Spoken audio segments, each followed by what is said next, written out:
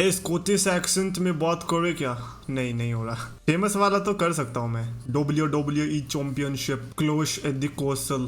Oh man, I love this accent. I really wish कि हर कोई WWE में यही वाला एक्सेंट यूज कर रहा होता। तो guys, my champions of the world, मैं हूँ 3DX Chetan, the Scottish psychopath Drew McIntyre and the tribal chief Roman Reigns, two of those superstars जो कि पैंडेमिक एरा के टाइम से चल पड़े थे। मतलब ड्रू मैकिंटायर थोड़ा सा पहले से चल रहे थे, अदरवाइज डेफिनेटली इन दोनों का करियर अगर कहीं से बूम हुआ है तो फिर वो वही वाला टाइम पीरियड था, because Roman Reigns went with the universal title, Drew McIntyre went with the WWE championship defeating Brock Lesnar. तो एक तरह से देखा जाए तो टाइमलाइन दोनों की स्टार्टिंग में थोड़ी सी सिमिलर रही थी, इसीलिए दोनों के जो पाथ से वो आपस में टकराए भी थे सर्वाइवर सीरीज 2020 में। And it was not the only time जब ये आपस में पहली बार लड़े थे, उसके पहले भी ये लड़ चुके हैं, और मतलब मल्टीपल लाइव इवेंट्स में या फिर रॉ में तो लड़े ही हैं। उसी के साथ साथ जो मेन इनके मैचेस आए थे that was from WrestleMania 35 and stomping grounds 2019, and दोनों में ड्रू मैकिंटायर को हार का सामना करना पड़ा। And Roman Reigns and Drew McIntyre के बीच में जब इनका कैरेक्टर चेंज हुआ, बिकॉज ड्रू मैकिंटायर फेस बन गए, Roman Reigns big time heel बन गए, दोनों सर्वाइवर सीरीज में champion versus champion, Raw versus SmackDown के स्टिपुलेशन के साथ आमने सामने आए। And it was just not the regular match, क्योंकि उसके पहले के हमने जो प्रोमोज देखे थे किस तरह से रोमन रेंस ने ब्रूटली एनाइलेट कर दिया था ड्रू मैकिंटायर को, even though Drew McIntyre was the champion of Monday Night Raw brand. And क्योंकि स्मैकडाउन इतनी अच्छी हो रही थी बिकॉज ऑफ रोमन रेंस, उन्होंने प्रोमो में ऐसी ऐसी बातें कर दी कि ड्रू मैकिंटायर का मोटिवेशन फैक्टर पक्का जीरो हो गया होगा। No wonder why Survivor Series में even though having a great match, Drew McIntyre को वहां पर भी हार का सामना करना पड़ा। So when it comes to one on one action, these two superstars have a track record of 3-0 on the favour of Roman Reigns. तो ऐसे में क्लैश एट द कैसल, जो कि अगला प्रीमियम लाइव इवेंट देखने को मिलेगा, जहां पर हमें ये मेन इवेंट देखने को मिलेगा between Roman Reigns and the home town boy Drew McIntyre. Roman Reigns अपनी दोनों अनडिस्प्यूटेड यूनिवर्सल चैंपियनशिप डिफेंड करने वाले ड्रू मैकिंटायर के against, which means for Drew McIntyre this is definitely a big deal, because वहां पर अपनी crowd के सामने जीतना, लेट अलोन क्राउड के सामने जीतना, because when it comes to winning the championship Drew McIntyre ने अब तक क्राउड के सामने कुछ नहीं जीता। लास्ट टाइम जब वो जीते थे तो वो रॉयल रंबल जीते थे, और उसके बाद जैसे ही रेसलमेनिया आई उसमें क्राउड गई, यानी कि WWE चैंपियनशिप का जितना भी रन था ड्रू मैकिंटायर का वो बिना ऑडियंस के था। So I think WWE definitely wants to know कि भाई साहब अगर ड्रू मैकिंटायर क्राउड के सामने रहते हैं चैंपियन तो फिर कैसा रिएक्शन मिलने वाला है। So for that reason people are assuming कि ड्रू मैकिंटायर जो है रोमन रेंस को हरा भी सकते हैं at Clash at the Castle, which I think it is going to be very difficult considering the situation of Roman Reigns. भाई साहब रोमन रेंस ने ब्रॉक लेसनर को जिस तरीके से हराया है, लाइक कॉन्स्टेंटली एक स्ट्रिंग में हरा दिया है, पता नहीं फिर कोई सा भी पेपर व्यू उठा लो ऐसा लग रहा था कि रोमन रेंस को अब कोई स्टॉप कर ही नहीं सकता है, एंड हो सकता है कि ना भी कर पाए Drew McIntyre, not a big deal. Roman Reigns already I think 1000 दिन के आसपास उनका रिकॉर्ड आ चुका है। 1000 दिन में किसी ने भी उनको क्लीन पिन नहीं किया है वन ऑन वन एक्शन में। लास्ट टाइम जो उनको पिन किया था वो बेरन कॉर्बिन ने किया था, पता नहीं सदियों पहले, और इनका जो ये टाइटल रेन है ये भी ऑलरेडी काफ़ी टाइम तक होल्ड कर चुके हैं। तो ऐसे में रोमन रेंस का हारना तो बहुत ही ज़्यादा मुश्किल है यार, और ऊपर से ड्रू मैकिंटायर का ट्रैक रिकॉर्ड रोमन रेंस के अगेंस्ट 3-0 का, तो वो भी अपने आप में कुछ बताता है कि भाई साहब when it comes to pay per view, when it comes to big pressure situation, Roman Reigns के सामने ड्रू मैकिंटायर फेल हुए हैं, नॉट अ बिग डील।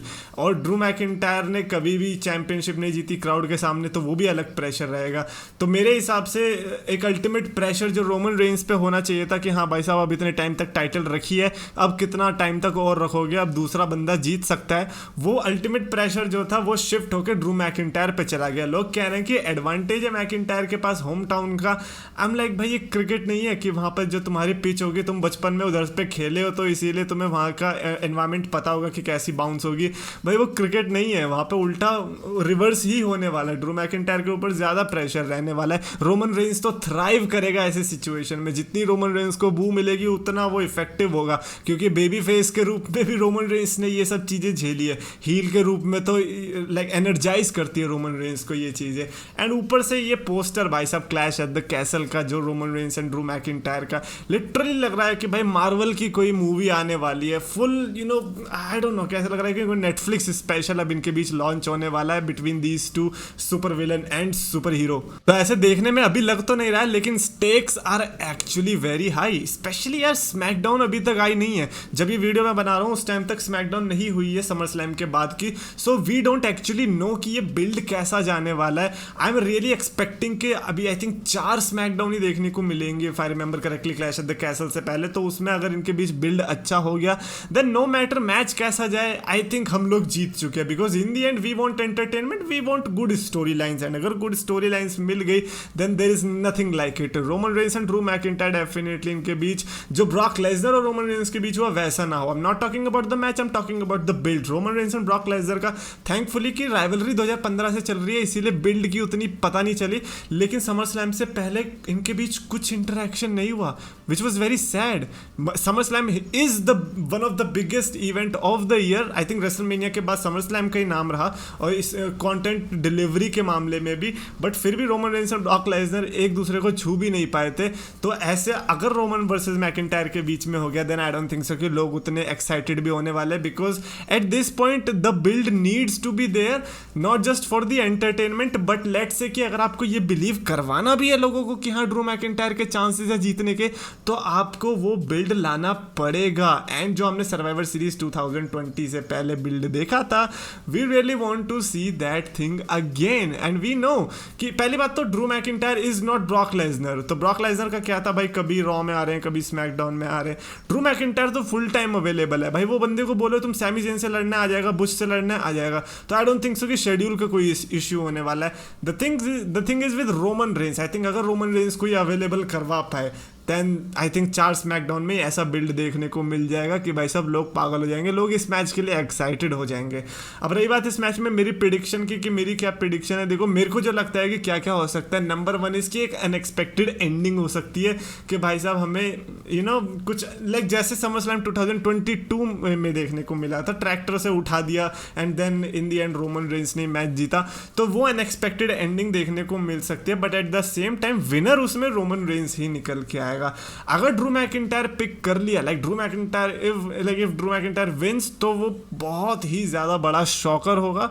और ऊपर से यूके, अगर आपने यूके क्राउड नहीं देखी ज़रूर देखना, यूके टेक ओवर का कोई सा भी मैच उठा लो, लिटरली कह रहा हूँ कोई सा भी मैच उठा लो, अंडर कार्ड मिड कार्ड, उसमें ऐसा रिएक्शन देते हैं बिकॉज उनके यहाँ कम WWE देखने को मिलती है। सो दे नो द फीलिंग कि हाँ भाई साहब अब कम हो रही है, तो जितनी भी हो रही है उतने में रिएक्शन दे दो। तो ऐसे में ड्रू मैकिंटायर के लिए ऐसा भयंकर रिएक्शन मिलेगा कि भाई साहब ऑस्टिन हो, रॉ को सब पीछे छूट जाएंगे।